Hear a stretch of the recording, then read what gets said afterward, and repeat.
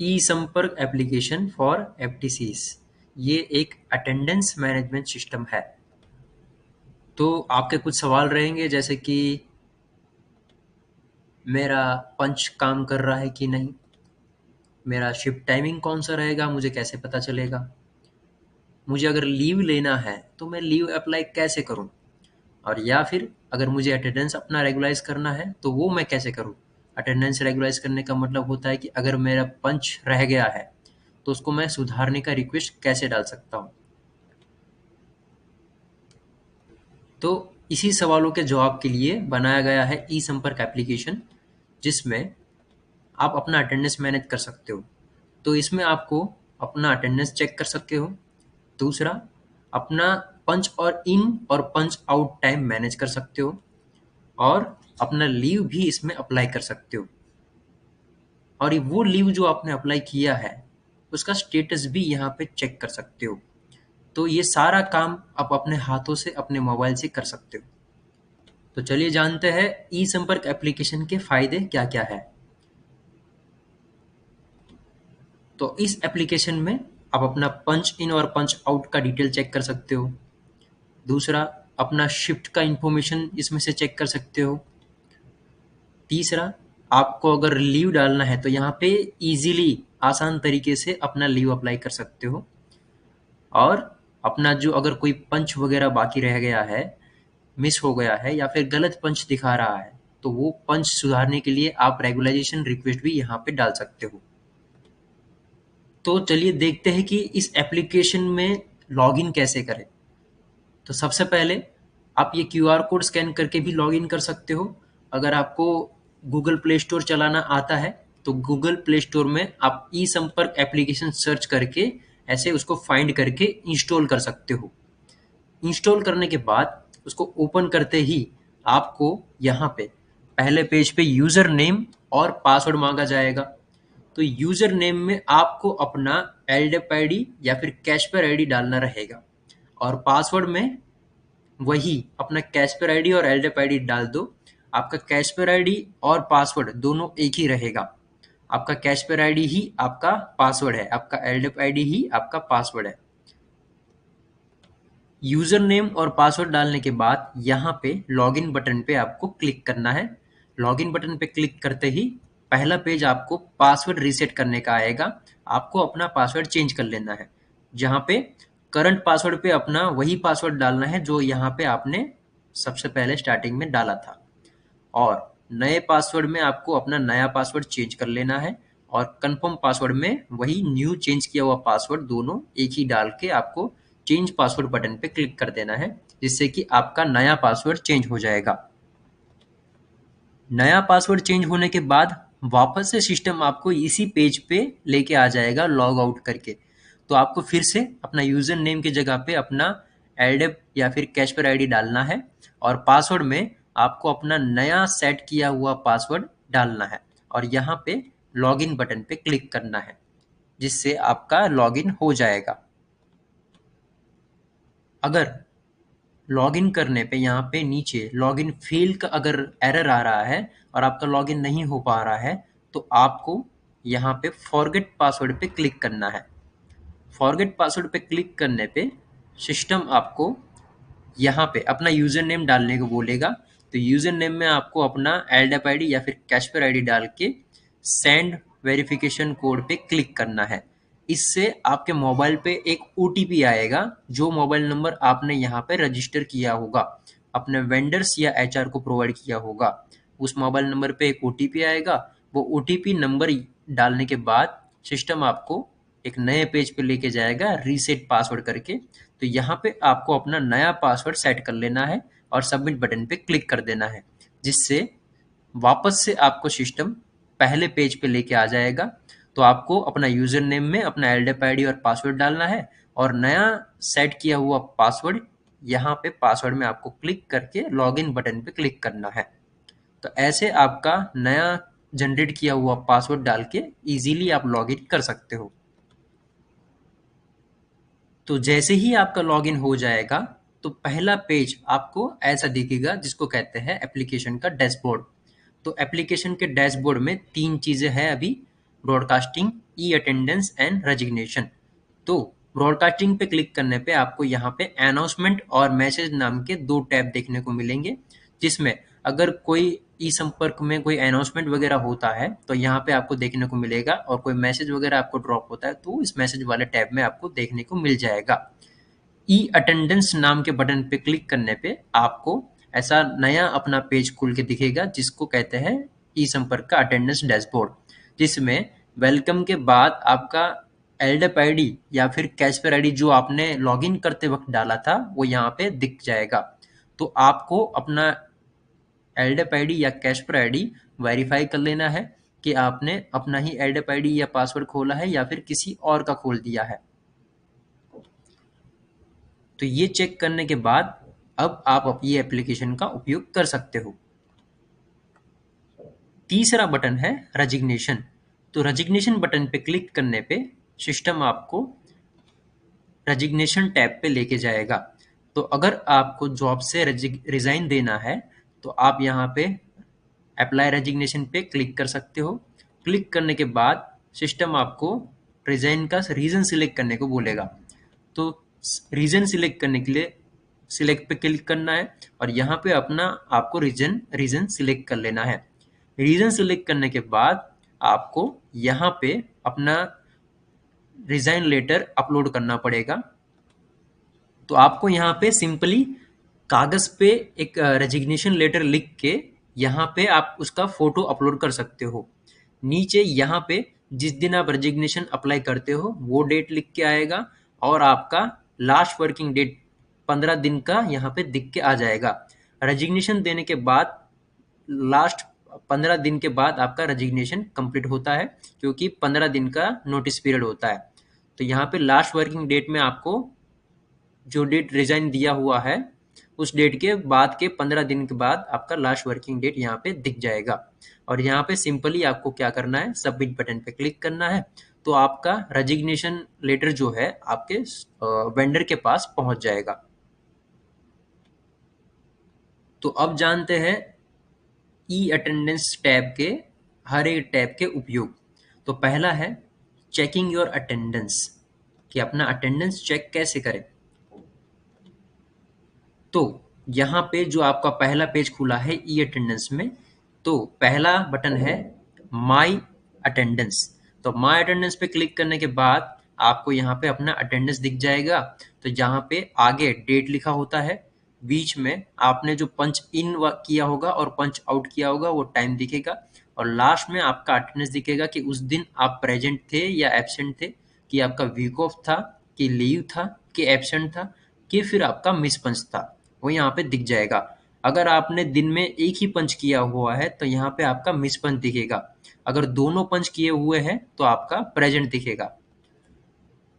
अगर आपका week of रहेगा तो उस दिन का आपको यहाँ पे WO दिख के आ जाएगा। अगर आपने लीव लिया हुआ है तो लीव का प्रकार अगर प्लान लीव है तो यहाँ पे PL लिख के आएगा। अगर आपने बिना बताए छुट्टी मारा है तो इसको यहाँ पे एब्सेंट में दिखाएगा, क्योंकि यहाँ पे इन पंच और आउट पंच नहीं है। अगर आपने दोनों पंच किए हैं तो प्रेजेंट दिखेगा। अगर एक पंच किया है दूसरा पंच करना अगर आप भूल गए हो तो उसको यहाँ पे मिस पंच करके कंसीडर किया जाता है। यहाँ पे आप डेट डाल के भी अपना पिछले 7 दिनों का अटेंडेंस चेक कर सकते हैं। 7-7 दिन का पूरे महीने का भी चेक कर सकते हो। 7 दिन से ज़्यादा डेट का आप यहाँ पे चेक नहीं कर सकते हो। तो आपको अगर पिछले महीने का पूरे महीने का अगर अपना अटेंडेंस चेक करना है तो यहाँ पे स्टार्ट डेट में मान लो आपने पहली तारीख डाली है तो एंड डेट में आपको डालना पड़ेगा 7 तारीख, और सर्च बटन पे क्लिक करके आप 1 से 7 तारीख का अपना अटेंडेंस चेक कर सकते हो। अगर आपको उसके बाद वाला भी अपना अटेंडेंस चेक करना है तो यहाँ पे डाल दो 8 तारीख और फिर डाल दो 16 तारीख। तो यहाँ पे आपको 8 तारीख से लेकर 16 तारीख का अपना अटेंडेंस चेक कर सकते हो। तो आप पूरे महीने का ऐसा 7-7 दिन करके अपना अटेंडेंस चेक कर सकते हो।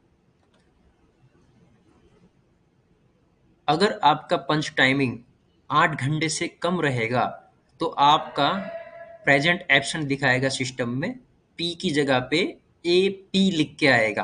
तो 8 घंटे से कम काम करने को हाफ डे गिना जाता है। अगर आप 3 घंटे से कम काम किए हो, पंच इन का टाइम और पंच आउट के टाइम के बीच में सिर्फ 3 घंटे का गैप है, तो उसको एब्सेंट गिना जाता है। 8 घंटे से कम गैप है तो उसको हाफ डे गिना जाता है। और अगर दोनों पंच के बीच में 8 घंटे से ज्यादा का गैप है तो उसको प्रेजेंट माना जाता है।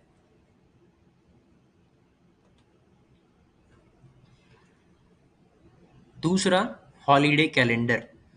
तो हॉलीडे कैलेंडर में हमको जो हॉलीडे मिलते हैं वो यहाँ पे दिखाई देगा। तो आपको दूसरे बटन पे क्लिक करना है हॉलीडे कैलेंडर पे। उसको क्लिक करने के बाद यहाँ पे आपको अपने हॉलीडेज दिख जाएंगे।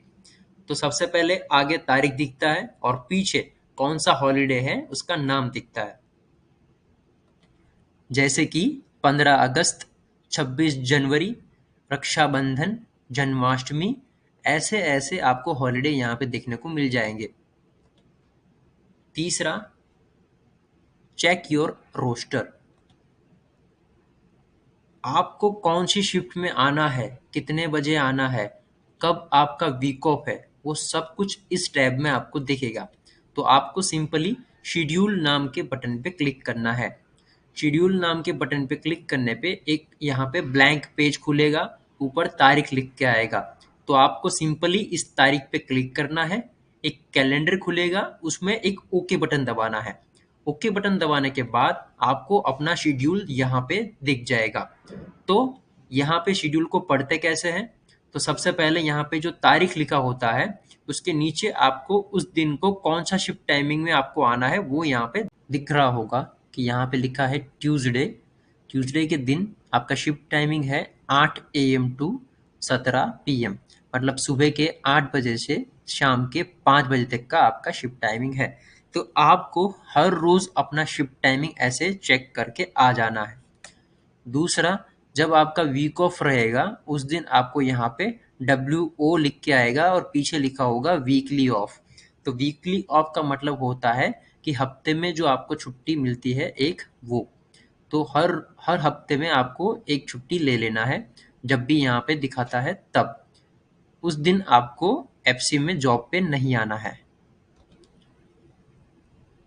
अब अगर आपको लीव अप्लाई करना है तो वो आप कैसे अप्लाई कर सकते हो?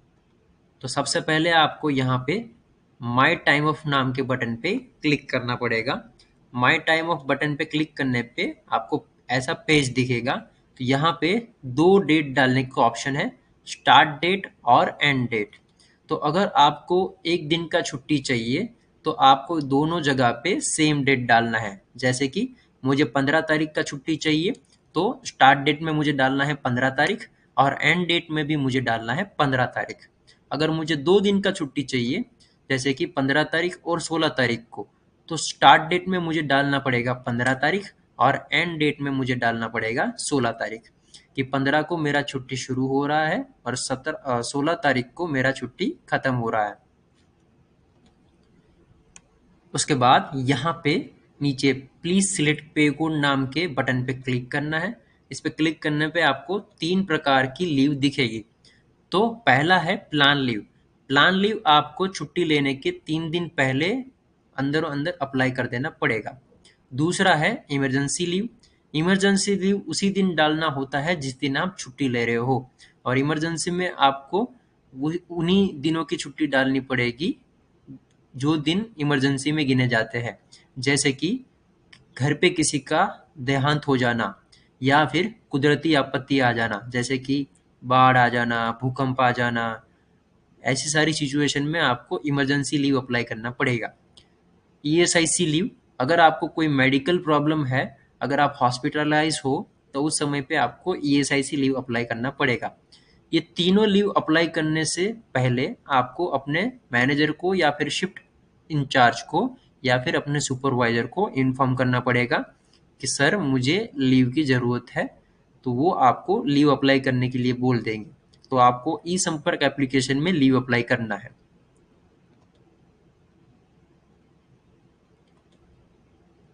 लास्ट में आपको सिलेक्ट करना पड़ेगा रिमार्क। तो रिमार्क में आपको ये लिखना पड़ेगा कि आपको छुट्टी क्यों चाहिए और छुट्टी के लिए आपने किससे बात किया था। तो यहाँ पे अगर आपको शादी के लिए छुट्टी चाहिए तो यहाँ पे लिखना पड़ेगा कि मैरिज फंक्शन, और जिस मैनेजर से या फिर सुपरवाइजर से आपने बात किया है उन मैनेजर का नाम आपको यहाँ पे लिखना पड़ेगा और सबमिट रिक्वेस्ट पे क्लिक करना पड़ेगा, जिससे ये जो आपकी लीव की रिक्वेस्ट है ये आपके सुपरवाइजर या मैनेजर के पास पहुंच जाएगा। Raising a regularisation request. अगर आप अपना पंच करना भूल गए हो या फिर आपका पंच टाइमिंग गलत दिखा रहा है तो उसको सुधारने के लिए आपको रिक्वेस्ट डालना पड़ेगा। तो ये रिक्वेस्ट आप माई रेगुलाइजेशन नाम के बटन पे से कर सकते हो। तो आपको माई रेगुलाइजेशन बटन पे क्लिक करना है। उसके बाद यहाँ पे आपको ऐसा पेज खुलेगा। तो यहाँ पे ये तीर पे क्लिक करने पे आपको दो ऑप्शन खुलेंगे, मिस्ड पंच और इनकरेक्ट पंच का। तो अगर आप अपना पंच करना भूल गए हो तो आपको मिस्ड पंच सिलेक्ट करना है। अगर आपका पंच गलत दिखा रहा है तो आपको इनकरेक्ट पंच सिलेक्ट करना है। आपका मिस पंच है या इनकरेक्ट पंच है ये आपको माई अटेंडेंस नाम के टैब में से पता चल जाएगा। तो आपको ऐसा ड्रॉप डाउन यहाँ पे खुल के दिख जाएगा मिस पंच और इनकरेक्ट पंच का।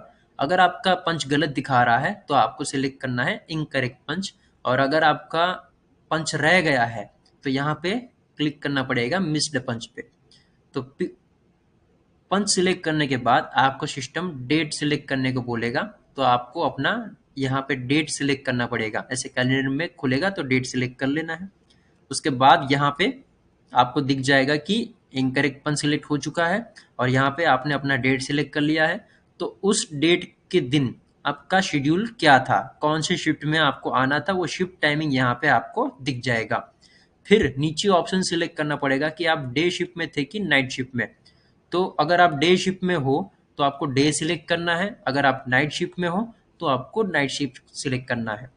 तो आपको कैसे पता चलेगा कि आप डे शिफ्ट में हो कि नाइट शिफ्ट में? तो यहाँ पे शेड्यूल में जो टाइम लिख के आता है उस टाइमिंग के हिसाब से आपको अपना शेड्यूल जो है, रोस्टर जो है, आपको पता चल जाएगा कि आप डे शिफ्ट में थे कि नाइट शिफ्ट में थे। उसके हिसाब से आपको बाकी की डिटेल को सबमिट करना है। तो बाकी की डिटेल में यहाँ पे आपको नीचे इन पंच टाइम और आउट पंच टाइम डालने को बोलेगा सिस्टम।